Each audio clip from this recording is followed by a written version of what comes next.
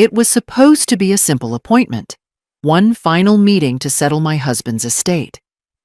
I dressed neatly, carried every document I could find, and told myself this was closure. But when the lawyer looked up from the file, his expression changed. He closed the folder slowly and said, "Ma'am, you're not supposed to be here." I didn't argue. I simply watched the door close behind him and felt the world tilt. That sentence didn't sound like procedure. It sounded like erasure. Well, I'm glad you're here. If you're watching this, please like the video and subscribe. The air inside the lawyer's office felt too still, too polished for the kind of chaos his words carried. I sat there, hands folded on my lap, staring at the dark wooden desk that separated me from the truth. The ticking clock on the wall was the only sound that dared move. Papers were stacked neatly in front of me, each page representing years of shared effort, laughter, and sacrifice. I thought this was the day everything would be settled, that I'd simply collect the documents, sign a few forms, and walk home with a calm heart. Instead, I heard the one sentence that changed everything. "Ma'am, you're not supposed to be here." The words didn't make sense. I had been at every stage of that life, from the first brick of our home to the final breath my husband took in the hospital bed. I wasn't supposed to be here? Then where was I supposed to be? I looked at the lawyer, a man with a reputation for precision, the kind of person who spoke only when certain. But now he avoided my eyes. He shuffled through the file again, as though searching for something that might make sense of it all. Then he stood abruptly, said he needed a moment, and left the room. The sound of the door closing echoed like a verdict. I sat still for a long time, surrounded by certificates, contracts, and photographs. On the corner of his desk stood a small photo frame of my husband, shaking the same lawyer's hand years ago, the day they'd finalized our business partnership. The same office? The same desk? Back then, my husband had smiled proudly, promising that everything he built was for us, for me, for our family. I'd believed every word. Minutes turned to half an hour, but the lawyer didn't return. I could have left, but something inside me, a quiet, sharp instinct, told me to stay. I leaned forward and saw the name on the folder he'd been reading. It wasn't mine. It wasn't even my husband's. It bore a name I recognized too well, my daughter-in-law's. The handwriting below it was my husband's, his signature unmistakable. My fingers trembled as I brushed the top corner of the page. I didn't open it. I didn't need to. My heart already knew this wasn't a clerical mistake. It was betrayal, written in legal ink. I looked around the office. The heavy books, the certificates framed on the walls, the thick curtains drawn against the sunlight. Every detail seemed to close in on me, like a stage built for a story I was never meant to see. I realized I was sitting in the middle of a secret that had been rehearsed long before I arrived. My name had been erased carefully, quietly, like dust wiped from a photograph. By the time the lawyer returned, his expression had hardened into something formal. Professional sympathy, polished, hollow, useless. He avoided the folder on the desk and began speaking about procedures and confidentiality. But I wasn't listening anymore. I was staring at his hands, the same hands that had drawn up every contract of my husband's life, and apparently the one that erased mine. I stood up slowly, thanked him politely, and walked out into the hallway. My steps echoed down the marble corridor. The building smelled faintly of old paper and lemon polish, but all I could taste was betrayal. I didn't cry. Not yet. Grief and anger were still arranging themselves inside me, deciding which one would speak first. Outside, the air was colder than I remembered. The city noise felt distant, as though the world had kept moving while mine stopped inside that office. I found a bench nearby, sat down, and stared at the folder now clutched in my hands. I hadn't even realized I'd taken it. Maybe he hadn't noticed, or maybe he wanted me to see it. Some quiet apology hidden beneath his cowardice. I opened the file slowly. My husband's signature was everywhere. On property transfers, business amendments, new wills. Each document shifted something inside me, one paper at a time. I wasn't just removed from inheritance. I was removed from existence. The man I'd loved had rewritten our life without me in it. When I closed the folder, my reflection stared back from the glass window beside the bench. I looked older, yes, but not broken. The lines on my face didn't speak of defeat. They spoke of endurance. That moment wasn't an ending. It was an introduction to a new kind of strength. The kind that doesn't scream. The kind that studies, plans, and waits. As I stood up, I folded the folder carefully, held it against my chest, and whispered to myself, "If I'm not supposed to be here, then I'll find where I'm meant to stand, and make them see me again." Before that day in the lawyer's office, my life had been simple, steady, and full of quiet faith.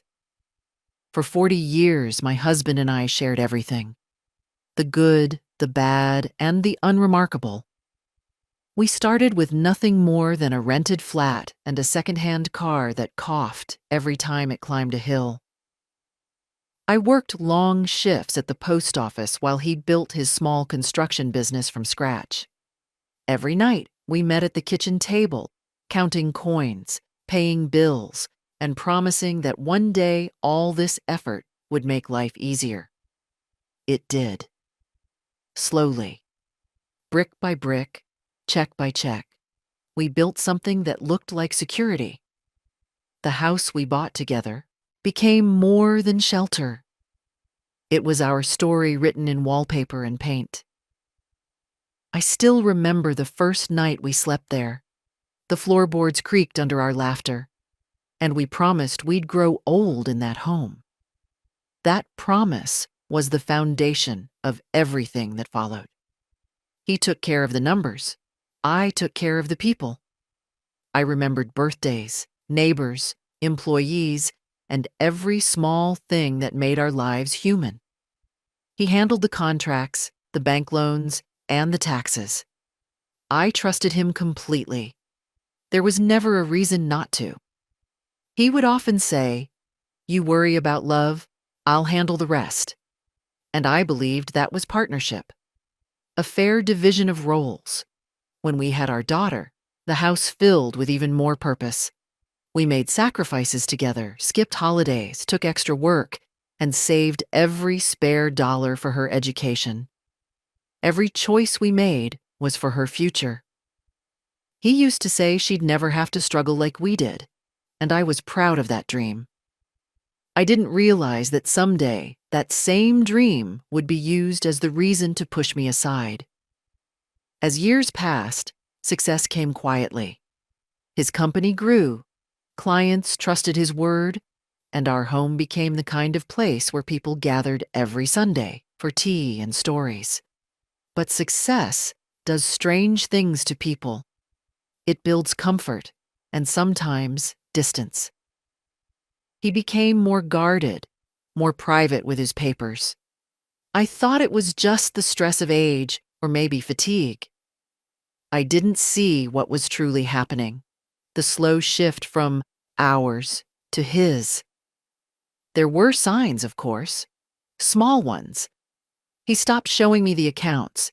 He started bringing documents home late at night, signing them in silence.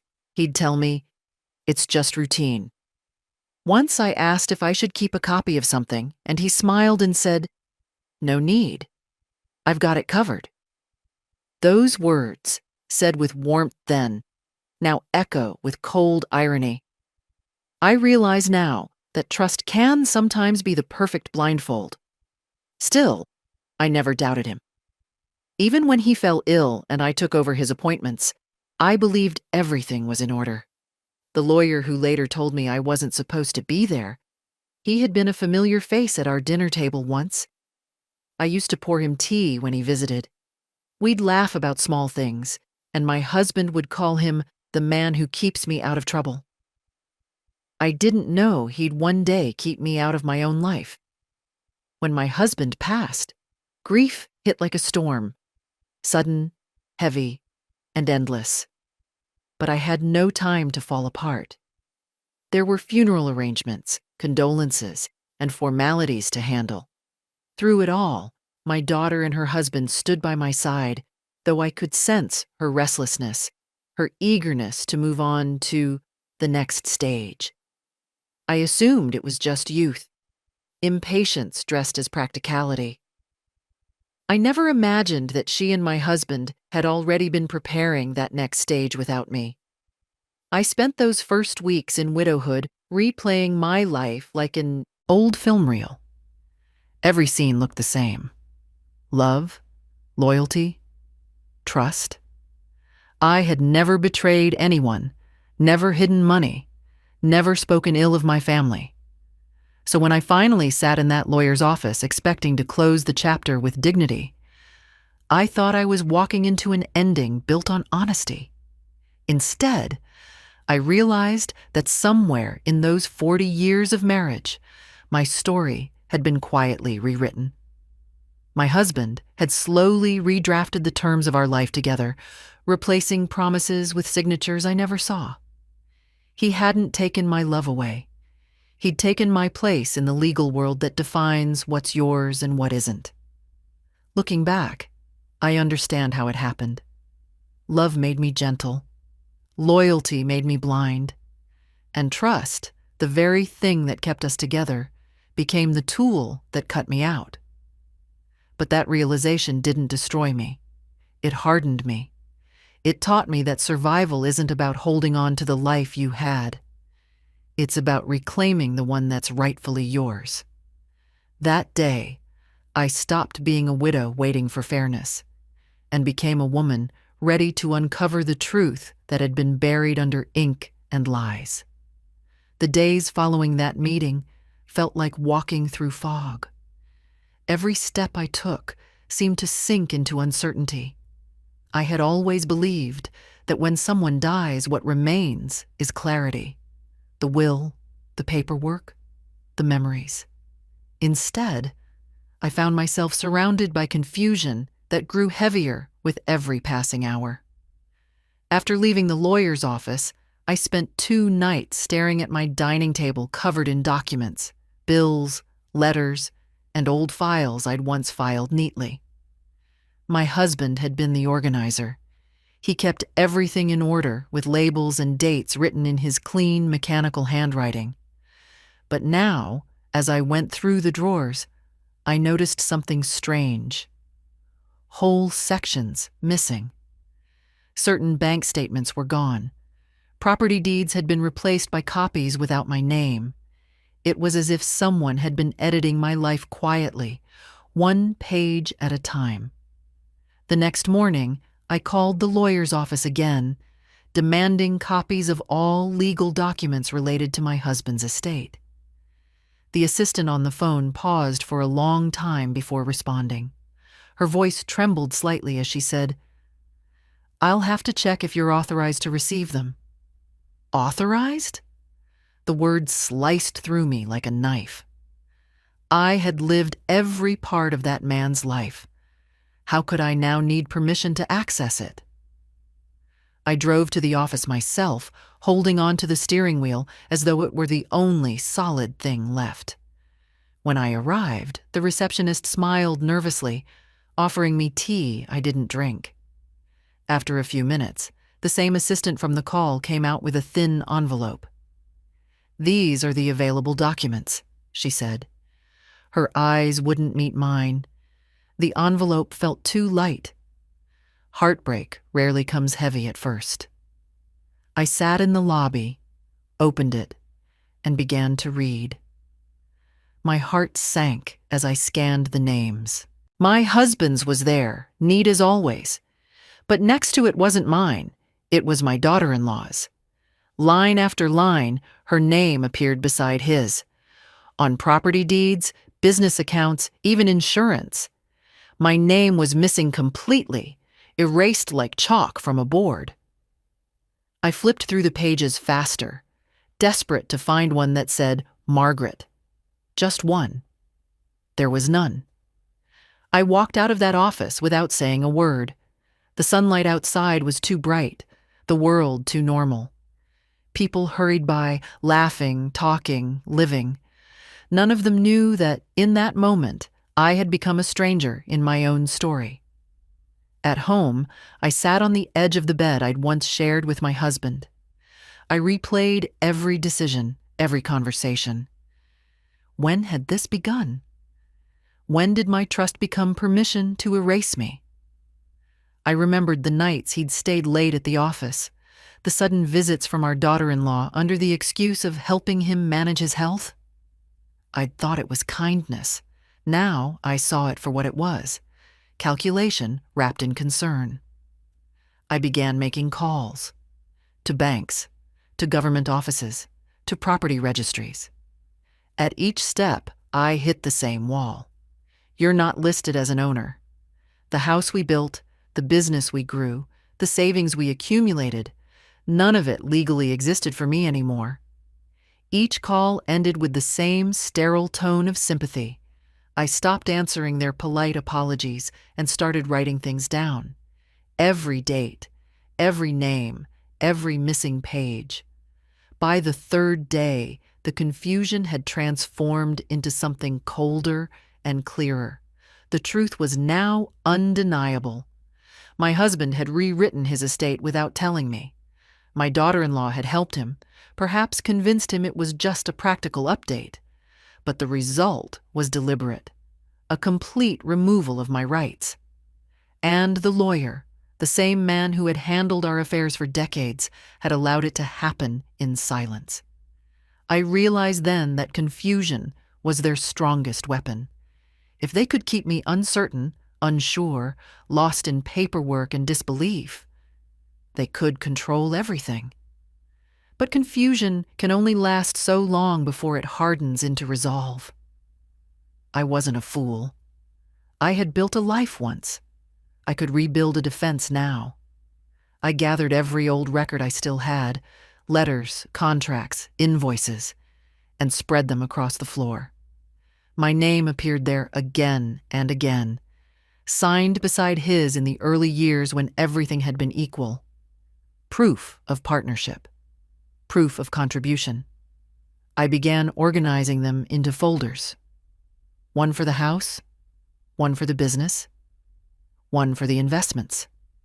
By dawn, I had turned confusion into clarity, and clarity into evidence.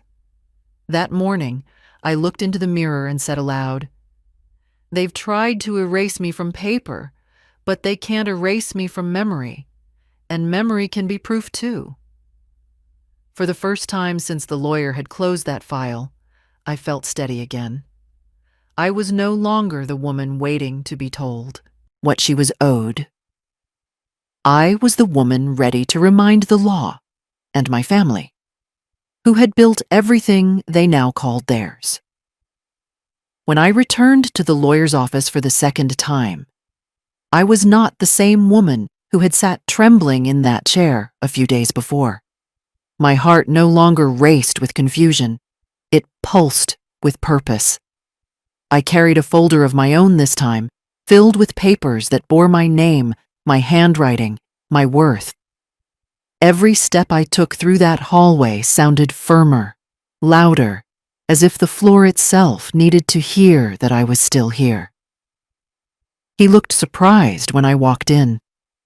Maybe he thought I would disappear quietly, the way many widows do when the law turns its face away. But I was not there for sympathy. I was there for answers. His eyes flicked toward the folder in my hands, and then away again. A small tell, but enough to confirm what I already knew. Guilt makes people avoid what reflects it. I placed my documents on the desk, neatly, without a word. The sound of the folder hitting the polished wood broke the silence like a gavel. He hesitated before sitting down.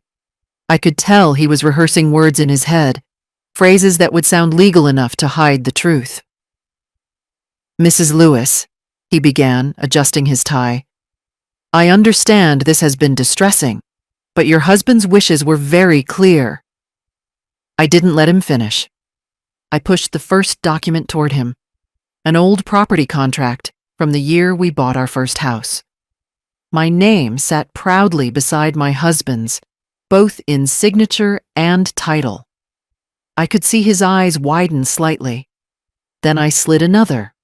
Our company registration, the tax papers, bank statements with both names. One by one, the history he thought erased stood in front of him like ghosts returning to reclaim their place. He tried to stay composed, but his voice wavered. "These are older records," he said quietly. "Many of these assets may have been restructured or sold over time." I watched him choose every word carefully, as if stepping through a minefield. I leaned forward, calm but certain. "Then show me the proof," I said. The silence that followed was louder than any argument. He opened a drawer, searching for files, but his movements were hesitant, slow. When he finally placed a thin stack of documents on the desk, I noticed something instantly. The same missing notary seals, the same suspicious handwriting, the same falsified transfer patterns.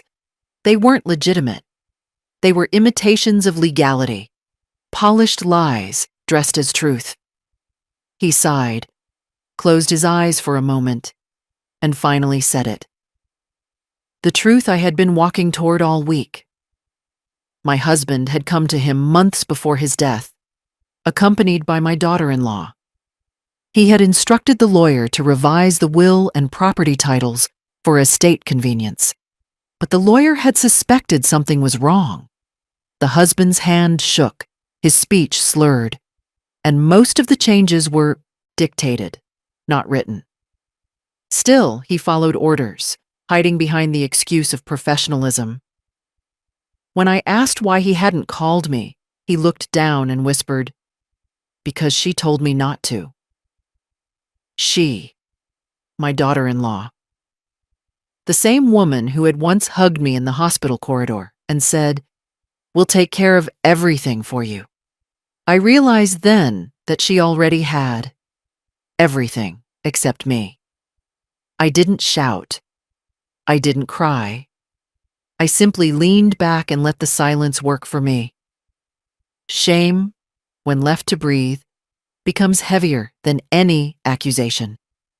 He began to speak again, offering apologies that meant nothing. I listened, expressionless, because apologies don't undo signatures. Only truth does. When I finally stood to leave, I took the folder with me, both mine and the copies he tried to hide.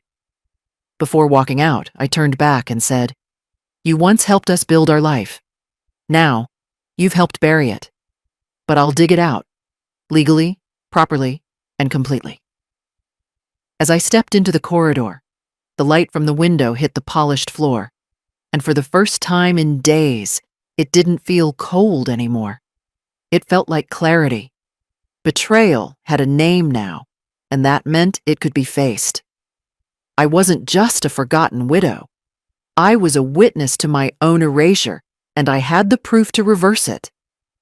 That confrontation didn't end with shouting or drama. It ended with the quiet sound of my heels on marble, the rhythm of a woman who had just taken her first steps back toward power. I did not break down when I left that office. I did not scream, nor cry, nor collapse the way everyone expects a betrayed woman to do. I walked home in silence, the kind of silence that hums beneath the surface like a storm waiting for its moment. My hands trembled, not from fear but from restraint. I had lived my whole life believing patience was my strength. But that day, I realized patience could also be a weapon, the kind that cuts quietly, without warning. I sat at my old wooden table, the same one my husband and I had shared for years. It still bore faint scratches from when our daughter used to do her homework there. I placed the folder in the center and stared at it for a long time. Inside it were decades of my life, the evidence of every hour I worked, every signature I trusted, every promise that turned to dust. Betrayal didn't feel fiery anymore. It felt cold, methodical, like ink drying on a stolen page. Instead of drowning in tears, I began to plan. My husband may have rewritten his story, but he had left traces of the truth everywhere. Old letters, receipts, bank statements, things he didn't think mattered because they weren't worth stealing. But to me, they were gold. They were proof that everything we built was never his alone. I pulled open the old bureau drawers, one by one. Inside were small pieces of our history, his handwriting, my initials, joint signatures from the early days of our business. I spread them across the table until the surface disappeared beneath paper. The sight was almost poetic. Years of devotion, now evidence in a case I never wanted to fight. I thought of my daughter-in-law then, her calculated charm, her polite smile that never reached her eyes. I remembered the day she joined the family, how she'd clasped my hands and said, "You've built such a strong legacy." I had smiled, believing she meant it as a compliment. Now I realized she had meant it as a challenge. Anger rose in me again, slow but steady. Not the kind that screams and breaks things. No, this was sharper. It was the anger of realization, the kind that focuses your vision, clears your thoughts, and makes you dangerous. I wasn't going to storm into anyone's house or throw accusations across a table. I was going to build my own defense, one paper at a time, one clause at a time, until the same system that erased me would be forced to acknowledge me again. I made copies of everything I found, multiple sets, neatly labeled and dated. I bought a new folder, red this time, the color of warning. Every document went into its place. I was no longer just a grieving widow. I was an investigator of my own life. In the evenings, I sat by the window and read through financial reports that had once bored me. I learned terms I had ignored for years: equity, beneficiary, revocation. Words that had once belonged to my husband's world now belonged to me. Knowledge became my weapon, and I sharpened it daily. Days turned into weeks. My neighbors thought I was simply mourning in peace. They brought me casseroles and flowers, not knowing I was preparing for war. Quiet war. The kind that doesn't need noise to destroy. At night, I rehearsed what I'd say when the time came. Not to my daughter-in-law. She didn't deserve words. But to the people who had allowed this betrayal to breathe under legality. The lawyers, the notaries, the witnesses who had signed without question. I would not beg them for justice. I would remind them of the law they had ignored. I wasn't motivated by revenge. Revenge burns too quickly, leaves ashes. What I wanted was recognition, to reclaim my place in the story of a life I had built with my bare hands. Every penny that went into that house came from nights I skipped meals so my husband could chase his dreams. Every wall stood because I held it steady when everything else fell apart. I would not be written out of it. Not now. Not ever. The quiet anger that once scared me now became my strength. It guided my hand as I wrote down a list of every name connected to the estate: lawyers, agents, accountants. I would meet them, one by one, not as a grieving woman, but as a claimant of truth. I didn't need pity. I needed signatures. When I finally looked up from the sea of papers, dawn had begun to spill through the curtains. The first light of morning touched the edge of my documents, turning them gold. I smiled for the first time in weeks. Justice, I realized, doesn't always shout. Sometimes it whispers through the rustle of old papers, waiting for someone brave enough to listen. And I was listening now, to every word, every lie, every missing line. I wasn't angry anymore. I was ready. It happened by accident, as most truths do. I wasn't looking for more pain, only for closure. I had gathered all the documents from my husband's office, placing them in labeled boxes, intending to deliver them to the new solicitor. But as I reached the last drawer of the old mahogany cabinet, I noticed a folder tucked behind a row of dusty ledgers. It was labeled under the company's trading name, something I had long forgotten about. The paper was yellowed at the edges, sealed with an elastic band, and it smelled of time and secrecy. Curiosity outweighed caution. I sat down and untied the band. Inside, there was a pile of correspondence, receipts, and legal agreements, all dated within the final year of my husband's life. But what caught my eye wasn't the handwriting or the numbers. It was the signatures, his and hers, my daughter-in-law's, side by side on document after document. She wasn't just managing his affairs as she had claimed. She was part of them. The title of one file made my stomach drop. Posthumous Rights Agreement. It sounded cold, clinical, and final. I began reading. The contract was between my husband and my daughter-in-law, transferring rights to sell and profit from all properties, assets, and shares immediately upon his death. It was meticulous. Every clause designed to ensure she inherited control, not me. It wasn't just betrayal.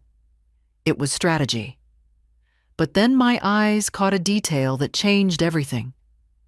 At the bottom of the page, where legal documents bear their power, something was missing. The notary's seal. The rectangular stamp that validates the document wasn't there. The space was blank.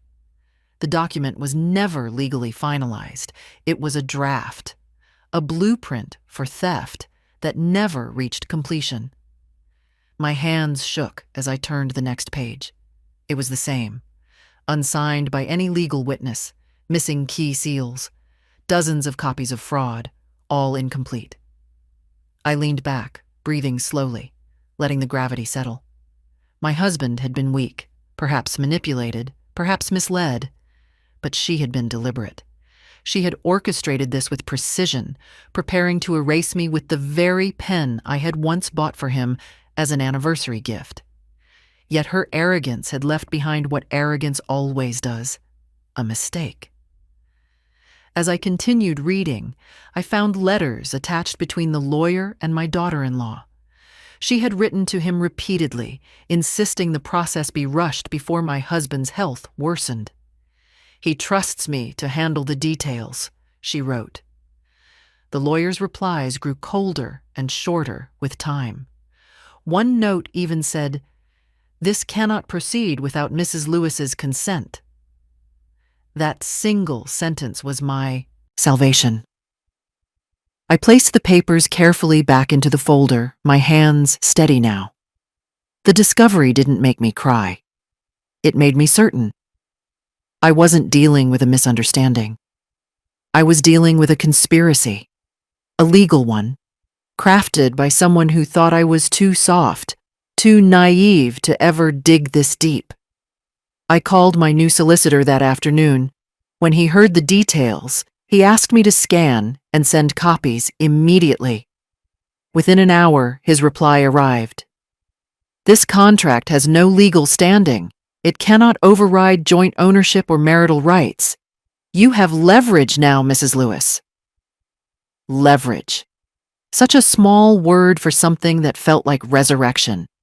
For weeks, I had been treated as invisible, a widow wandering through someone else's paperwork. But now the ink itself had turned in my favor. The very evidence meant to bury me was now my armor. That night, I couldn't sleep. I walked through the house, touching the walls, the frames, the furniture. Everything in that home had a story, and every story had my fingerprints.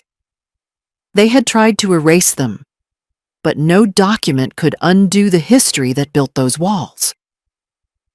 As I stood in the hallway, I realized that I didn't just have proof. I had purpose. The next morning, I returned to the lawyer's office, the same place where I'd once been told I didn't belong. This time, I carried the mislabeled folder in my hand. I didn't need anger or threats. I had facts. When I placed the file on his desk, he froze. He knew what it was, and before I even spoke, he muttered, "You found it." "Yes," I said quietly. "The file within the file." That day, the balance shifted. The story no longer belonged to the people who forged papers in the dark. It belonged to me, the woman who found the missing stamp that turned deception into defeat. I walked home, lighter than I had in months. The sky above seemed clearer, the air easier to breathe. My quiet anger had done what rage never could. It had uncovered the truth. The night after discovering that hidden folder, I slept for the first time without fear. The kind of sleep that feels earned, heavy, clean, and silent. When dawn came, I woke with purpose. The truth was no longer buried, but truth without action is useless. I knew what I had to do. Prepare, quietly and properly. No confrontations, no shouting, no begging for fairness. I would let paper, ink, and signatures speak for me. I began by arranging every document in order: property deeds, business records, marriage certificates, tax receipts. Each carried my name, faint and almost forgotten, but still there. I placed them in color-coded folders, labeling them with dates and remarks. My kitchen table became a map of my life, spread out in neat stacks of evidence. Every sheet of paper was a weapon, not for destruction, but for defense. I understood now that revenge wasn't about cruelty. It was about correction. That morning, I called my new solicitor again, a younger man, patient and precise. I told him everything, including the missing notary seals, the illegal clause, and the forged signatures. He listened carefully, his tone calm but sharper with every detail. When I finished, he said, "Mrs. Lewis, this is a case of fraud. We can stop all asset transfers immediately." His words were a kind of music I hadn't heard in months, the sound of the law turning its gaze back toward me. Within days, formal motions were filed. My solicitor drafted an emergency injunction to freeze all estate transfers connected to my husband's company and personal holdings. Every transaction made under the false contract would be suspended. My daughter-in-law wouldn't be able to touch a single penny without the court's review. I signed the papers with a steady hand, each stroke of the pen feeling like a heartbeat returning to rhythm. I didn't tell anyone, not my friends, not my neighbors, not even my daughter. Silence was my shield now. The less noise I made, the fewer chances they had to prepare their defense. I knew my daughter-in-law would panic once she realized something was wrong, but that was part of the lesson. She had used quiet deceit to steal. I would use quiet justice to reclaim. While the legal machinery moved, I continued building my own archive.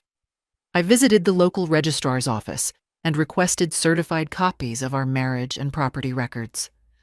The clerk, an older woman with kind eyes, glanced at me and said softly, "You've been busy, haven't you?"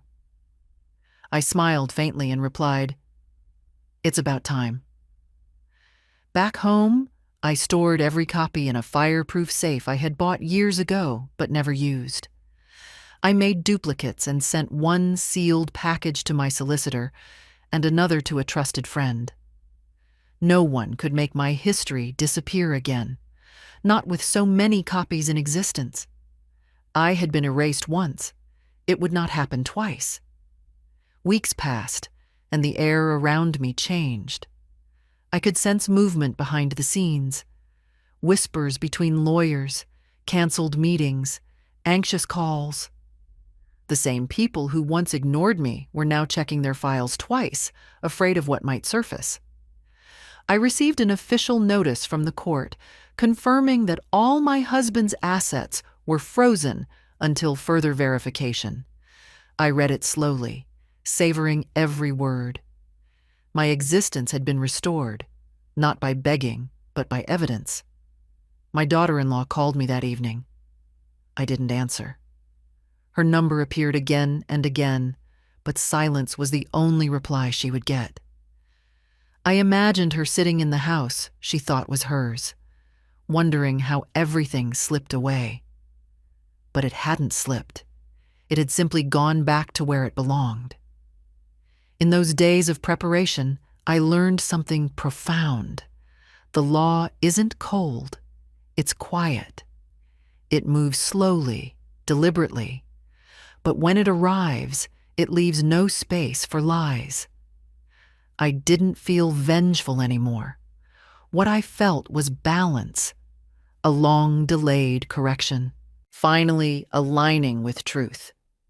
Each night, before going to bed, I'd open my folder one last time, not to reread, but to remind myself. Every signature there had been written by the same woman who once stayed silent when the lawyer said she didn't belong. Now those signatures were her armor. I had turned from victim to strategist, from forgotten to undeniable. When the day came to appear in court, I was ready. My documents were arranged, my voice steady, my will absolute. They had built a case on lies.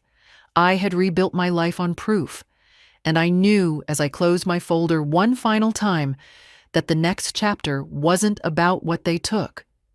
It was about what I reclaimed.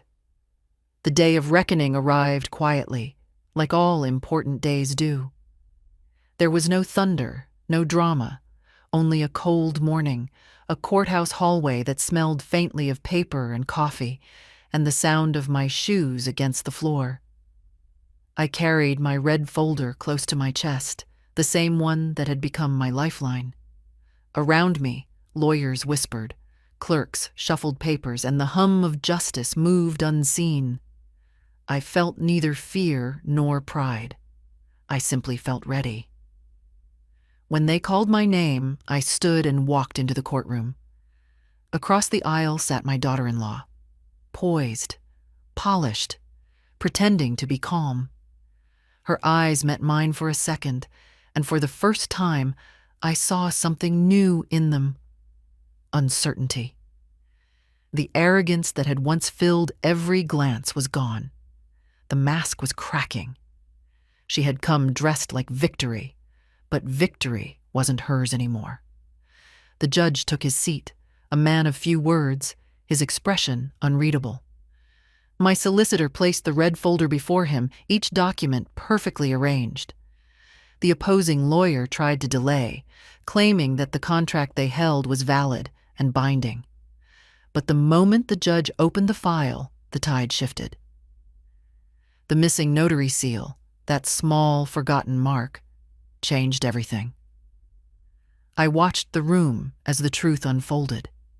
The judge read aloud the clause requiring my consent for all property transfers. He asked the opposing side for a witness to the missing stamp. None could be provided. The lawyer stammered, searching for an excuse that didn't exist. Then, quietly but firmly, the judge said, "This contract is invalid." It was only 5 words, but they sounded like thunder in my chest. My daughter-in-law's face drained of color. She looked at the papers as if they had betrayed her. In truth, they had only revealed her, stripped her plans bare in front of the very law she thought she could manipulate. She glanced toward the lawyer for help, but even he looked defeated. Lies, when cornered, have no allies. My solicitor stood and spoke clearly. He presented my husband's original will, the legitimate one signed years earlier, which listed me as the rightful joint owner of all properties and accounts. The room went still. I didn't need to say a word. Every signature, every date, every line spoke for me. The judge turned toward me. "Mrs. Lewis," he said, "this court recognizes your legal ownership of the estate. All transfers under the altered contract are hereby void." The gavel struck once, a sound that echoed like closure. For a long moment, no one moved. The silence wasn't heavy, it was cleansing. I could feel years of disbelief and betrayal melt into clarity. My hands, resting on the table, stopped trembling. I wasn't invisible anymore. When the session ended, I stood slowly. My daughter-in-law avoided my gaze, packing her files in silence. I didn't gloat. I didn't smirk. I simply picked up my folder, the same one that had carried my quiet war, and turned to leave.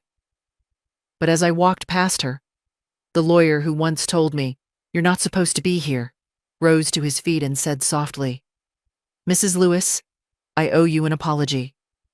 I nodded once. "No," I said calmly. "You owed me recognition." Outside the courtroom, the air was different.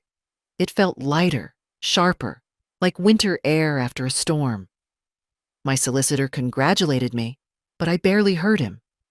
My mind was elsewhere, on all the women who are told to stay silent, to accept what is unfair, to let others decide their worth.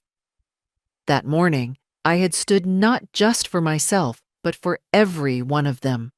When I reached home, I didn't celebrate. I brewed tea, opened my window, and let the cool breeze move through the house. It carried away the old heaviness that had lived there for too long. I thought about my husband, the man I had once trusted completely, who had allowed deceit to take root. And though the pain of his betrayal still lingered, it no longer controlled me. I had walked into that courtroom as a widow seeking fairness. I walked out as a woman who reclaimed her own name. The same lawyer who once told me I didn't belong in that office had just witnessed the law prove otherwise. That was enough. I didn't need applause or sympathy. Justice had no need for an audience.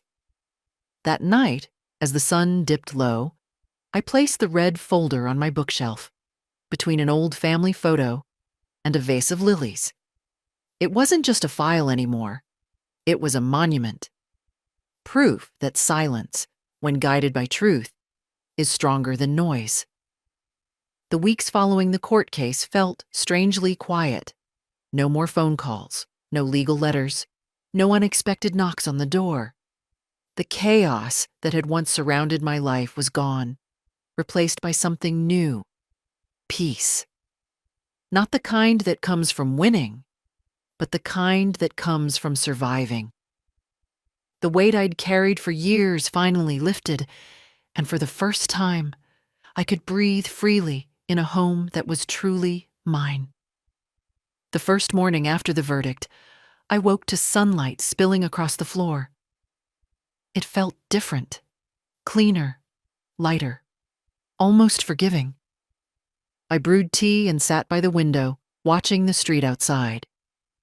Life continued as if nothing had changed, but everything had. I wasn't invisible anymore. I wasn't someone waiting for approval or permission. The house no longer echoed with ghosts of betrayal. It belonged to me, and so did the quiet that followed. I decided to make changes, small ones at first. I replaced the heavy curtains with light linen drapes that let the sun in. I removed the cold portraits that hung on the walls, the ones that reminded me of people who had forgotten me while I was still alive. In their place, I hung new frames. Photographs of moments that made me smile. Landscapes I had always wanted to visit. Paintings I found at small thrift shops. Each change was like rewriting my story, one nail at a time. I sold a few of the larger properties I inherited and kept only what I needed. With the money, I renovated the old study, turning it into an art room. I filled it with brushes, colors, and blank canvases. At 72, I started painting again, something I hadn't done since I was a girl. My hands were older now, slower, but every brushstroke felt alive. My paintings were not perfect, but they were mine. The people around me noticed the difference.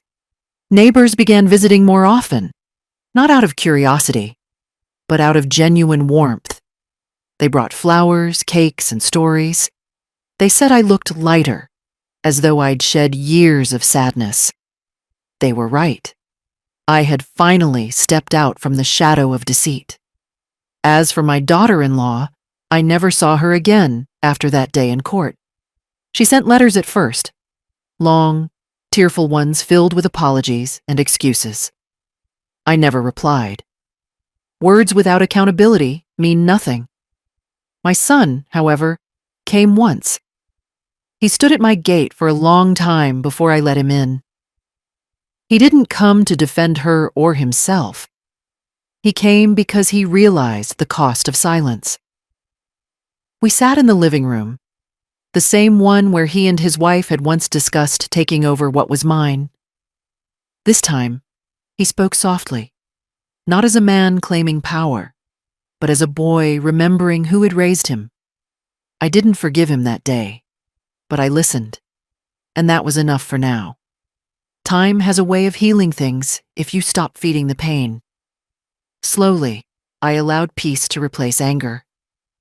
I spent my afternoons tending to the small garden behind my house. I planted white lilies, my husband's favorite. Not out of nostalgia, but as a quiet farewell. Whatever love had existed between us once had turned into lessons. The flowers reminded me that beauty can still grow from what once hurt. Every now and then, I receive a call from my solicitor, updating me about the estate's final adjustments.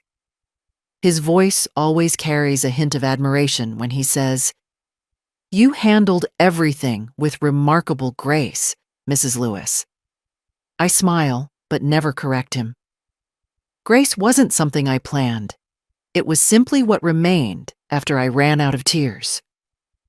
My evenings are simple now. I sit by the window with a cup of tea, a candle lit beside me, and watch the world settle. The house feels alive again, full of soft light, laughter from neighbors, and the gentle hum of peace. I've learned that revenge doesn't need to destroy. Sometimes it only needs to restore. They tried to take everything from me, my name, my home, my dignity. Instead, they gave me something far greater: clarity. The truth is, you can lose everything and still come out richer if you never lose yourself. When people ask me how I managed to stay calm through it all, I tell them this: I stopped fighting with noise. I fought with evidence. And that evidence, in the end, gave me back not just my property, but my peace. Now, when I lock my door each night, I smile. Not because I'm safe, but because I'm free. Even now, months after it all ended, there are mornings when I wake up and still expect to feel the weight of those old worries pressing on my chest. But they never come anymore. The quiet that surrounds me is not emptiness, it's peace. It took me 72 years to understand that peace is not something given by others. It's something you claim when you stop letting people take pieces of you. I sit by the same window where I once stared out with fear and confusion, and now I look out with clarity. The garden sways gently, full of lilies and jasmine. Each bloom reminds me that growth isn't about how fast you recover. It's about how deeply you root yourself after the storm. I think back to that day in the lawyer's office when he looked at me and said I wasn't supposed to be there. In that moment, I had felt small, almost invisible. But now I know what he meant.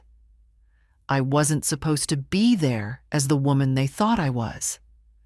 I was supposed to become the woman I am now. The papers, the courtroom, the silence.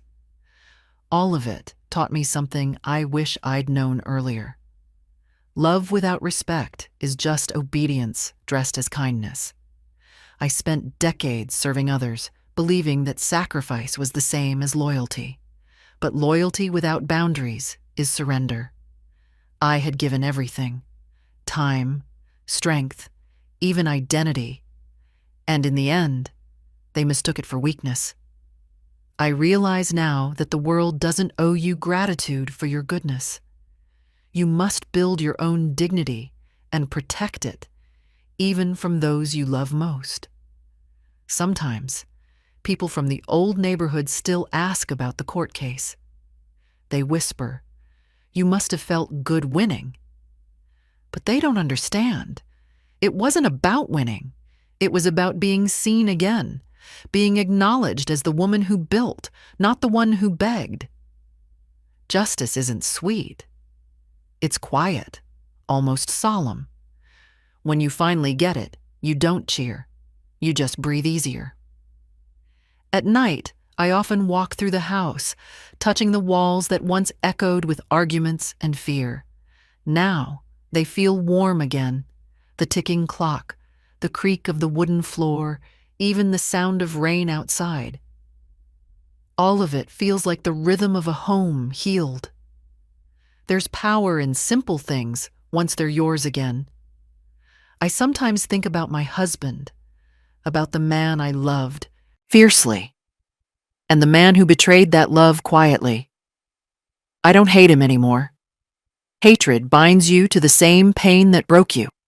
Instead, I've learned to see him for what he was: human, flawed, fearful of losing control. Maybe he thought protecting me meant controlling me.